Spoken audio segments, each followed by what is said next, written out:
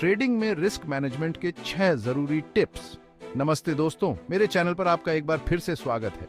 अगर आप यहाँ नए हैं तो मेरा नाम अभ्रानिल है और मुझे ट्रेडिंग का शौक है और मैं आपको एक बेहतर ट्रेडर बनने में मदद करना चाहता हूँ।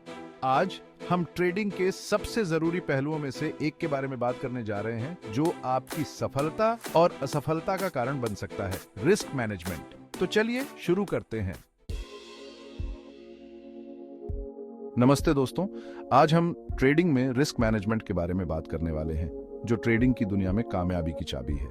सबसे पहले आपको अपनी रिस्क टॉलरेंस को समझना होगा। यह हर व्यक्ति के लिए अलग होता है। कुछ लोग ज्यादा रिस्क लेने में सहज होते हैं जबकि दूसरे सुरक्षित खेलना पसंद करते हैं। अपनी रिस्क टॉलरेंस जानने से आपको बेहतर ट्रेडिंग के फैसले लेने में मदद मिलेगी। आप खुद से पूछें कि क्या आप थोड़े समय में बड़ा मुनाफा कमाने को तैयार हैं, भले ही इसका मतलब बड़ा नुकसान उठाना हो, या आप धीमे और स्थिर मुनाफे के साथ सहज हैं जहां जोखिम कम हो। एक बार जब आप अपनी रिस्क टॉलरेंस को समझ लेते हैं तो आप एक ट्रेडिंग तरीका बना सकते हैं जो आपके लिए सही हो। अगर आपकी रिस्क टॉलरेंस कम है तो आप कम उतार चढ़ाव वाले शेयरों में निवेश करना चाहेंगे और छोटे लक्ष्य निर्धारित करेंगे। दूसरी ओर, यदि आप ज्यादा जोखिम उठाने में सहज हैं तो आप ज्यादा आक्रामक ट्रेडिंग तरीका चुन सकते हैं। याद रखें, ट्रेडिंग में कोई सही या गलत जवाब नहीं है। जरूरी यह है कि आप ऐसा तरीका बनाएं जो आपके व्यक्तित्व और पैसों के लक्ष्यों के अनुकूल हो। अगले अध्याय में हम स्टॉप लॉस ऑन ऑर्डर के बारे में जानेंगे जो आपकी रिस्क टॉलरेंस को मैनेज करने और आपके नुकसान को कम करने के लिए एक जरूरी साधन है। बने रहें। अब हम ट्रेडिंग में रिस्क मैनेजमेंट के एक और जरूरी पहलू स्टॉप लॉस ऑन ऑर्डर के बारे में बात करते हैं। स्टॉप लॉस ऑन ऑर्डर आपके नुकसान को कम करने और आपके ट्रेडिंग पूंजी की सुरक्षा के लिए एक जरूरी साधन है। यह एक ऐसा मूल्य स्तर है जिसे आप पहले से तय कर लेते हैं, जहां पहुंचने पर आप आगे के नुकसान को रोकने के लिए ट्रेड बंद कर देंगे। उदाहरण के लिए मान लीजिए कि आपने 100 रुपए पर एक शेयर खरीदा है और आपने 95 रुपए पर स्टॉप लॉस ऑन ऑर्डर दिया है। अगर शेयर की कीमत 95 रुपये तक गिरती है तो आपका स्टॉप लॉस ऑन ऑर्डर काम करेगा और शेयर बाजार भाव पर बिक जाएगा, भले ही वह 95 रुपये से कम हो। यह आपको बड़े नुकसान से बचाएगा यदि ट्रेड आपके खिलाफ जाता है। स्टॉप लॉस ऑन ऑर्डर आपको अपने जज्बाती फैसले लेने से बचने में भी आपकी मदद कर सकते हैं। जब आप किसी ट्रेड में होते हैं तो नुकसान उठाने पर डर या लालच महसूस करना आसान होता है। हालांकि स्टॉप लॉस ऑन ऑर्डर होने से आप यह सुनिश्चित कर सकते हैं कि आप अपने ट्रेडिंग प्लान के हिसाब से चलें और भावनाओं को अपने फैसले लेने में दखल न दें। याद रखें, हर ट्रेड में स्टॉप लॉस ऑन ऑर्डर का उपयोग करना हमेशा समझदारी होती है, चाहे आप कितने भी आश्वस्त क्यों ना हो। चलिए अब हम ट्रेडिंग में रिस्क मैनेजमेंट के एक और जरूरी पहलू पोर्टफोलियो डाइवर्सिफिकेशन के बारे में बात करते हैं। आसान शब्दों में डाइवर्सिफिकेशन का मतलब है कि आपको अपना सारा पैसा एक ही जगह नहीं लगाना चाहिए। अपने निवेश को अलग अलग जगहों पर लगाकर आप खराब प्रदर्शन करने वाले ट्रेड के प्रभाव को अपने पूरे पोर्टफोलियो पर कम कर सकते हैं। विविधीकरण जोखिम प्रबंधन का एक महत्वपूर्ण सिद्धांत है और इसे अक्सर अपने सारे अंडे एक ही टोकरी में न रखें कहावत से समझाया जाता है। अलग अलग तरह के निवेशों जैसे स्टॉक, बॉन्ड, कमोडिटीज और रियल एस्टेट में निवेश करके आप यह सुनिश्चित कर सकते हैं कि यदि एक जगह आपका निवेश अच्छा प्रदर्शन नहीं करता है तो भी बाकी जगहों पर निवेश आपकी गिरावट को कम कर सकते हैं। विविधीकरण के भीतर आप अलग अलग क्षेत्रों और उद्योगों में अपने निवेश को और फैलाकर अपने पोर्टफोलियो को और विविधता प्रदान कर सकते हैं। उदाहरण के लिए, यदि आप टेक्नोलॉजी कंपनियों के शेयरों में निवेश करते हैं तो आप उस क्षेत्र के भीतर अलग अलग कंपनियों के शेयरों में निवेश करके अपने पोर्टफोलियो को विविधता प्रदान कर सकते हैं। यह सुनिश्चित करता है कि यदि एक कंपनी खराब प्रदर्शन करती है तो भी आपके पूरे पोर्टफोलियो पर इसका प्रभाव कम होगा।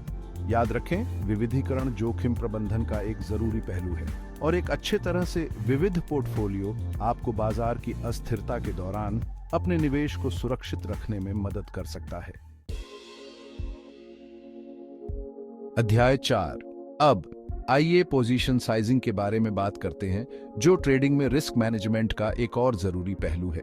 पोजीशन साइजिंग का मतलब है कि आप किसी एक ट्रेड में अपनी पूंजी का कितना हिस्सा लगाते हैं। ये एक जरूरी धारणा है क्योंकि यह तय करता है कि कोई भी ट्रेड आपके खाते को कितना प्रभावित कर सकता है। एक सामान्य नियम यह है कि किसी एक ट्रेड में आपकी ट्रेडिंग पूंजी के 1 से 2% से अधिक का जोखिम न लें। उदाहरण के लिए, यदि आपके पास 1 लाख रुपए का खाता है तो आपको किसी एक ट्रेड में 1000 से 2000 रुपए से अधिक का जोखिम नहीं उठाना चाहिए।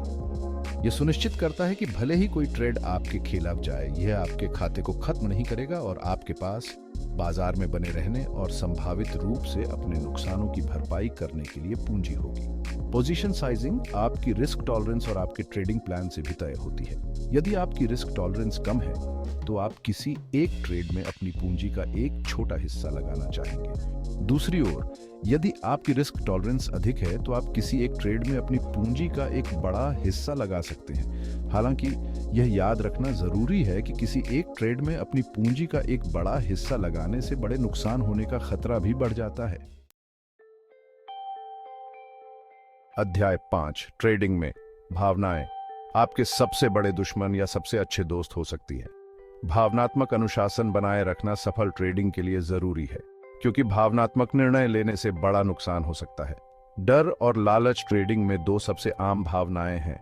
जब आप किसी ट्रेड में पैसे गंवा रहे होते हैं तो डर लग सकता है, जिससे आप समय से पहले बाहर निकल सकते हैं और संभावित रूप से वापसी से चूक सकते हैं। दूसरी ओर, लालच तब पैदा हो सकता है जब आप किसी ट्रेड में पैसा कमा रहे होते हैं, जिससे आप बहुत लंबे समय तक ट्रेड कर सकते हैं और संभावित रूप से अपने कुछ मुनाफे या सभी को खो सकते हैं। इन भावनाओं को नियंत्रण में रखने के लिए एक ट्रेडिंग योजना बनाना और उस पर टिके रहना जरूरी है। आपकी ट्रेडिंग योजना में आपके प्रोफाइल, वित्तीय लक्ष्यों और रिस्क टॉलरेंस के आधार पर आपके प्रवेश और निकास बिंदु, स्टॉप लॉस स्तर और पोजीशन साइजिंग नियम शामिल होने चाहिए। एक ट्रेडिंग योजना होने से आप भावनात्मक निर्णय लेने से बच सकते हैं और अधिक अनुशासित और उद्देश्यपूर्ण तरीके से ट्रेड कर सकते हैं। भावनाओं को मैनेज करने के लिए एक और काम का टिप एक ट्रेडिंग जर्नल रखना है। एक ट्रेडिंग जर्नल आपको अपने ट्रेड, आपके द्वारा लिए गए निर्णयों और उन निर्णयों के पीछे के कारणों को ट्रैक करने में मदद कर सकता है। यह आपको उन क्षेत्रों की पहचान करने में मदद कर सकता है जहां आप भावनात्मक रूप से ट्रेडिंग कर रहे हैं और आपको उन क्षेत्रों में सुधार के लिए कदम उठाने में मदद कर सकता है। अध्याय 6, अंत में याद रखें कि ट्रेडिंग एक लगातार सीखने का तरीका है। बाजार लगातार बदल रहे हैं और कामयाब होने के लिए आपको बाजार के रुझानों और तकनीकों के साथ अपडेट रहने की जरूरत है। नई रणनीतियों और संकेतकों के बारे में जानने, बाजार समाचार और विश्लेषण पढ़ने और अनुभवी व्यापारियों से सीखने के लिए समय दें। ट्रेडिंग के बारे में जानने के लिए कई संसाधन उपलब्ध हैं, जिनमें किताबें, पाठ्यक्रम, वेबिनार और ऑनलाइन फोरम शामिल हैं। इन संसाधनों का लाभ उठाएं और अपने ज्ञान और कौशल का विस्तार करते रहें। इसके अतिरिक्त बदलते बाजार की स्थितियों के अनुकूल होने के लिए तैयार रहें। जो रणनीतियां अतीत में काम करती थीं, वे भविष्य में काम नहीं कर सकती हैं और आपको सफल होने के लिए अपने दृष्टिकोण को समायोजित करने में सक्षम होने की आवश्यकता है।